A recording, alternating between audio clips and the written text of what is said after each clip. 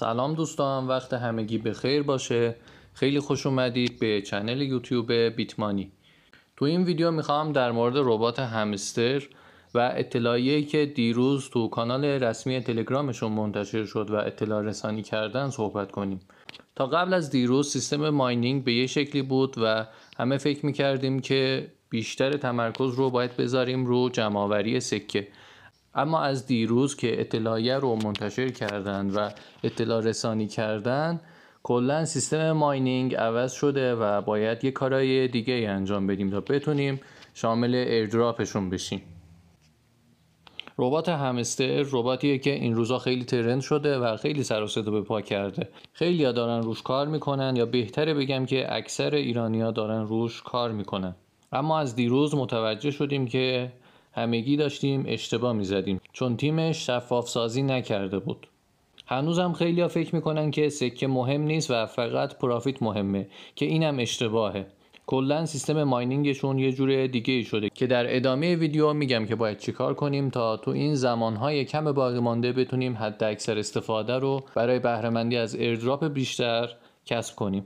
این ویدیو رو بفرست برای همه دوستا که دارن رو این پروژه کار میکنن و زمان میذارن و انرژی صرف میکنن، چون حیفه که بعد از صرف این همه وقت و انرژی با یه اشتباه کوچیک همه زحماتشون برباد بره و در آخر چیزی نصیبشون نشه. راجع به این ویدیو قبلیمونم که نوشتیم سکه مهمتره یا پرافیت توضیح بدم که این ویدیو رو من قبل از اطلاع رسانی تیم همستر تو کانال گذاشتم و مربوط به قبل از بیانیه هستش و نحوه ماینینگ به این شکلی که تو ویدیو قبل گفتم نیست و عوض شده. خب تا قبل از این سیستم به این شکل بود که اکثرا فکر میکردیم که باید بیشترین تعداد سکه رو جمع کنیم، که با اخباری که دیروز تو کانال رسمی تلگرامشون منتشر کردن اعلام کردن که اینجوری نیست. بریم ببینیم که تو کانالشون چی گفتن. اینجا نوشتن که با توجه به حجم عظیم سوالات و نظرات ما میخوایم جواب این سوال رو بدیم.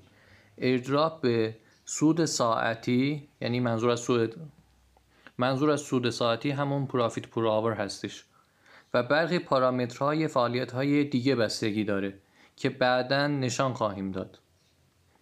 نه به مانده سکه، یعنی تعداد توکن مهم نیست. اینجا هم نوشته not the coin balance. در ادامه نوشته که عاقلانه بازی کن. خب حالا بریم تو ربات ببینیم باید چی کار بکنیم. پرافیت پر آور بالا سمت راست این آبیه نوشته. منظورش همونه که یه درصدی از ایردراپ رو، یه بخشی از ایردراپ رو این پرافیت پر آور تشکیل میده. اما همه ایردراپ مربوط به این نیست و مربوط به فعالیت‌های دیگه‌ای هم هستش. نکته اول همین آپدیت جدیدی هستش که ربات همستر اومد و اضافه کرد. قسمت کد مورز که با 3 بار زدن رو قسمت ارن پر تب واردش میشین و اینجا میتونید روزانه بعد از اینکه این تایمر صفر شد کد مورز جدید رو وارد کنید و 1 میلیون سکه رایگان از اینجا به دست بیارید. حتما این تسک رو انجام بدید. مسئله بعدی بخش قسمت ماین و کارت های مربوط به قسمت دیلی کومبو هستش که سعی کنید حتما هر روز این کارت ها رو به دست بیارید. چیزی که اینجا جلب توجه میکنه اینه که شما میتونید با انجام دادن فقط 2 تا از این کارها روزانه 6 میلیون توکن به دست بیارید.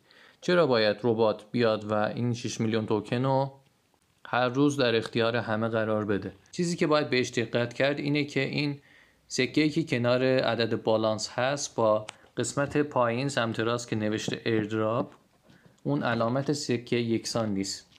توکن اصلی بازی همستر توکن شبیه چیزی است که تو قسمت پایین سمت راست نشون میده، به اون شکل هستش.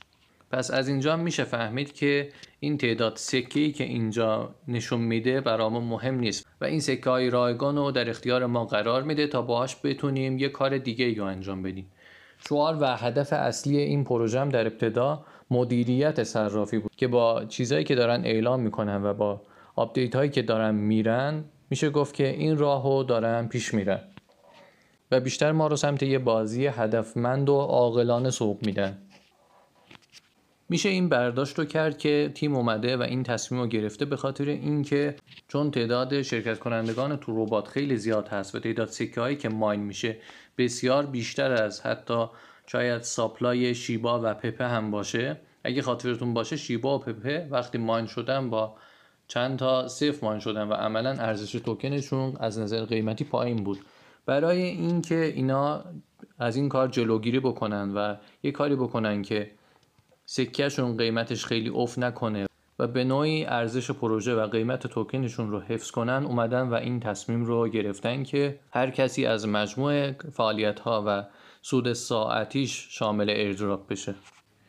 نکته دیگه هم این که شما با تسکایی که انجام میدید در طول بازی و سکه هایی که جمع میکنید و ماینایی که انجام میدید، همه اینا امتیاز محسوب میشه. چجوری؟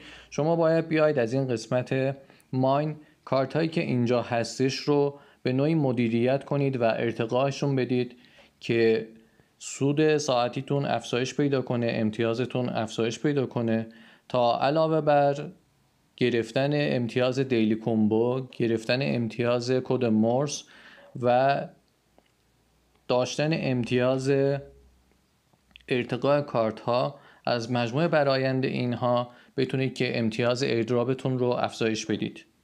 پس سعی کنید که تعادل بین بالانس و سود ساعتیتون رو داشته باشید، چون تعداد سکه ها بالاخره هر چقدر هم مهم نباشه برای ارتقا دادن کارتایی که اینجا هستش مهم هستش و از ارتقا دادن اینها میتونید سود ساعتیتون رو افزایش بدید. قبلا توی ویدیویی که بالا میاد راجع به کارت ها و اینکه کدوم کارت ها رو ارتقا بدیم تا بیشترین سود رو ازش به دست بیاریم صحبت کردیم. یه بار دیگه اینجا خلاصه توضیح میدم که تو هر قسمت از این بخش شما کارت هایی رو دارید که زیر هر کدوم شرایط باز شدن اون کارت رو نوشته. بعد از اینکه کارت رو باز کردید بهتون نشون میده که مثلا اینجا به عنوان مثال من کارت اولی رو در نظر بگیرم، ساپورت تیم، اینجا لول 11ش نشون میده که اگه ما 32,000 تا سکه خرج کنیم به سود ساعتیمون 147 تا اضافه میشه. شما باید با مدیریت تعداد سکه هاتون بهترین تصمیم رو برای ارتقاء اینا بگیرید. مورد بعدی بخش ارن هستش که شما این قسمت رو در نظر داشته باشید و بیاید تسکایی که اینجا هستش رو همه رو انجام بدید تا شامل امتیاز بیشتر بشید. در آخر چیزی که به نظر خود من میتونه مهم باشه برای ایردراپ این لول گرند مستر هستش. اگه تعداد سکه ها و بالانستون طوری هستش که نزدیک ارتقاء لول و رفتن به سطح جدید هستش، تو خرج کردن سکه هاتون عجله نکنید و صبر کنید لولتون بالا بره بعد سکه هاتون رو خرج کنید. این هم شاید مهم باشه و میتونه نکته مثبتی برای گرفتن ایردراپ باشه. پس اگه بخوام یه جمع بندی کنم، سعی کنید با این شیوه جدیدی که ارائه کردم و تو ویدیو توضیح دادم از مجموع برآیند کارهایی که انجام میدید، نه فقط تمرکز بر پرافیت، از مجموع برآیند کارها سعی کنید امتیازتون رو بالا ببرید تا امتیاز ایردراپتون رو افزایش بدید. خیلی ازتون ممنونم که تا اینجای ویدیو با من همراه بودید. شاد و پیروز باشید.